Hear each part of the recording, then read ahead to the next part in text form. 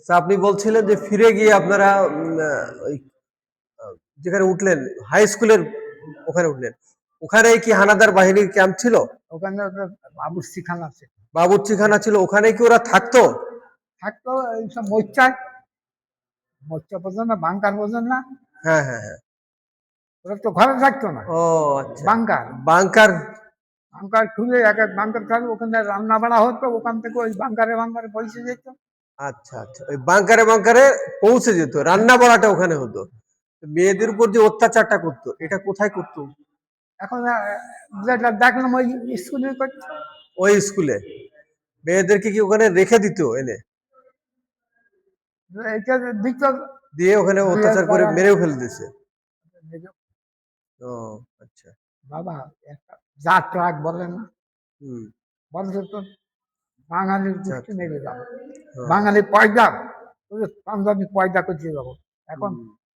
যেসব হয়েছে আমাদের ছেলেদিকে সব জাগর সন্তান, আমাদের সব জাগর সন্তান, মাওলানা হোক আর মুন্সি হোক, যাই হোক, এই জাগর সন্তান।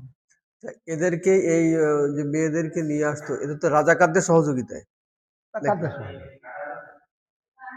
তবে আমার এই এলাকায় রাজাকার কম ছিল, কম ছিল। ভিতরে, আর এই এলাকায় সেনাবাহিনী বেশি ছিল। আহ, হুম। তাই মেয়ে এই যে নারীদেরকে আনতো, মা বোনদেরকে, এরা কি স্থানীয় না দূর থেকে আনতো? দূরের থেকে।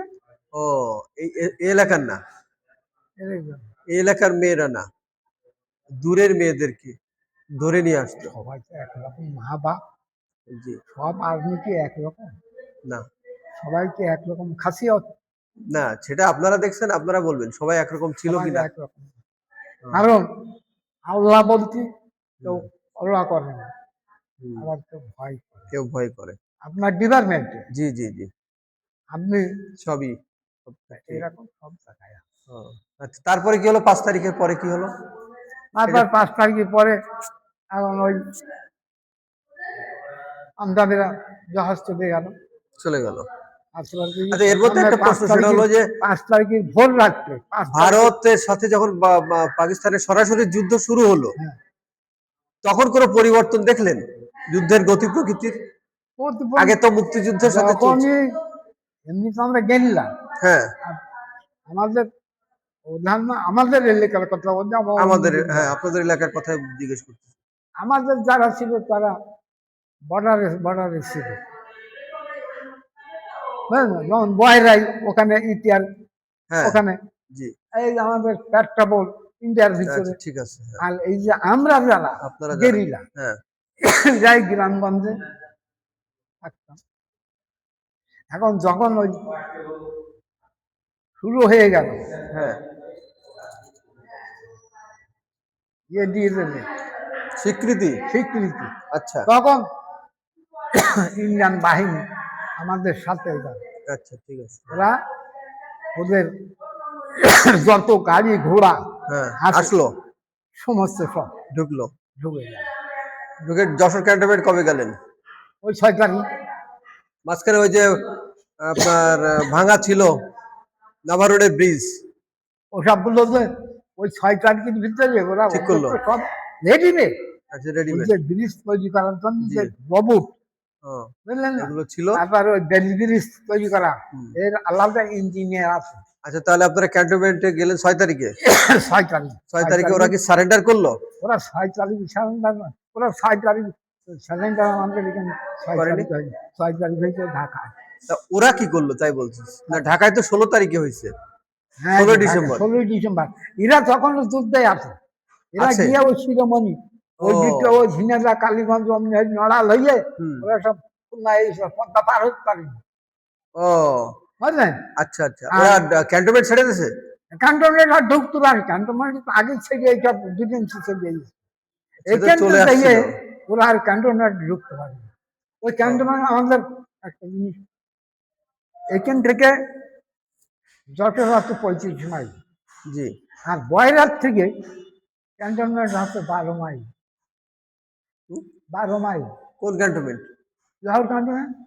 তাই নাকি? হ্যাঁ, বয়রার থেকে যশোর ক্যান্টনমেন্ট হচ্ছে 12 মাইল। আর ও এখান থেকে হচ্ছে 25 মাইল, আচ্ছা আচ্ছা 35 মাইল।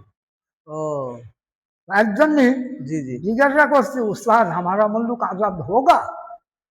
क्यों नहीं होगा? जरूर होगा। क्यों नहीं होगा? जरूर होगा।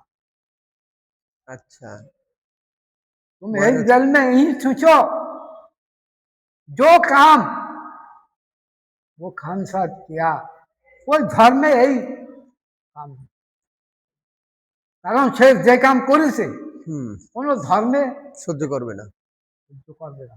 হুম বলছে যে সব ধর্ম আছে, মিথ্যা কথা মার দেবো। আচ্ছা সব ধর্মে ও আছে। তাহলে ওরা ওরা হচ্ছে হানাদার বাহিনী আর ক্যান্টনমেন্টে ছিল না, ওরা ঢাকার উদ্দেশ্যের দিকে যাচ্ছিল, কারা? এই হানাদার বাহিনী হ্যাঁ হ্যাঁ পাকিস্তানি। হ্যাঁ, হ্যাঁ। তখন আপনার 6 তারিখের পর থেকে টোটাল এলাকার আপনারা নিয়ন্ত্রণ করতেছিলেন। নিয়ন্ত্রণ করেছে। ও, এবার এই যে তখন কি মানুষ অলরেডি উচ্ছ্বাস প্রকাশ করলো নাকি আরো? হ্যাঁ বয়সে আনন্দ কি, খুবই আনন্দ। হ্যাঁ তখনও তো 16 ডিসেম্বর আসেনি, হ্যাঁ, প্রাণ তখন প্রাণ তো বাংলাদেশ স্বাধীন হয়নি, প্রাণ প্রাণ কিন্তু আনন্দ। আনন্দ করছে এরকম ভয় ছিল যে আবার আক্রমণ হবে? না। ছিল না। আবার কম যারা পিছিয়ে দৌড় মারলে ব্রিজ ভেঙে দিয়ে তারা আবার একটু নাশ। ও এর মধ্যে ভারতীয় প্লেন চলে গেলেন। আচ্ছা আচ্ছা এলেন ভারত থেকে দুগুণা তাহলে প্লেন। ওই ভয় আর কারোরই ছিল না যে আবার আক্রমণ করতে পারে, যারা যাচ্ছে যে না। স্বাধীন আমরা হয়ে যাচ্ছি। হ্যাঁ, ও, এবার ওই 16 তারিখের পরে, হুম ওই 16 তারিখে ধরেন বেশ স্বাধীন হয়েছে। হুম এর আগে কিন্তু ঢাকা স্বাধীন হয়েছে, আচ্ছা কিন্তু এই এরা গিয়ে সব এক জায়গায় হয়েছে, শিরোমণি খুলনা। খুলনা শিরোমণি হ্যাঁ, ক্যান্টনমেন্ট ওখানে একটা আছে।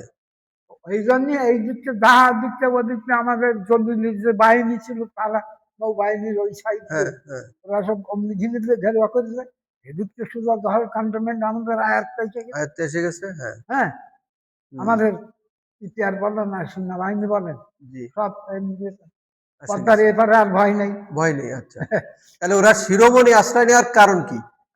ওখানে গেল, এখন কি করবে? এক জায়গায় হয়েছে, এক জায়গায় ওইটা বেছে নেওয়ার কারণ কি? ওটা বেশি নেওয়ার জায়গায় এখন মরিচ তো সব এক জায়গায় মারবো, আচ্ছা গেল, হ্যাঁ আর সিলিন্ডার হয়েছে একসাথে হবো। একসাথে হবো। আচ্ছা গেল, তো তারপরে কি ঘটলো? তারপরে আর আমরা আর কি ওই ওরা সিলিন্ডার করার পরে দেখা গেল 16 তারিখের পর 16 ডিসেম্বর চলে গেল।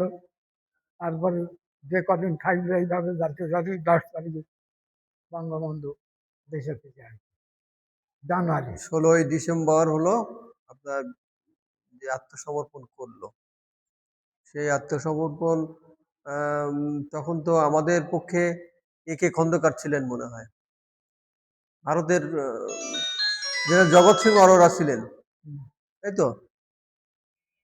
আর আমাদের পক্ষে একে খন্দকার ছিলেন। 16 ডিসেম্বর যে আত্মসমর্পণ হবে আপনারা জানতেন না পরে শুনেছেন? 16 ডিসেম্বরের আগে জানতেন না পরে জানতেন? আরে দেশ স্বাধীন হয়ে গেছে, এখন সংবাদ লাগলো যে ওরা সিলিন্ডার করছে। ওই যে আহ, সংবাদ আসলো? সংবাদ, তখন তার মোবাইল ফোবাইল নেই বাপ, না না না, সেই জন্যই জিজ্ঞেস করছি। ওই রেডিও বলছে, রেডিও? আকাশবাণী। ও হ্যাঁ হ্যাঁ তাই তো, রেডিও সংবাদ জানলেন যে 16 ডিসেম্বর স্বাধীন হয়ে গেল। যে পাঞ্জাবিরা সিলিন্ডার করেছে জি জি এবং ওই ইয়াতে মুজিবনগরে ওই ওখানে ওদের ইয়ে হচ্ছে। তা এখন একটা যে সরকার চলছিল তাজউদ্দিন আহমেদের প্রধানমন্ত্রী, সে খবর তো আপনারা পাইতেন তাই না? উনি ওই বঙ্গবন্ধু আসার পরে 2 বছর, হুম 73 সালে না 72 সালে ভোট হইতো না, 73 সালে। 73 সালে 2 বছর তার জন্য অস্থায়ী প্রেসিডেন্ট। না এর আগে কি প্রেসিডেন্ট ছিলেন?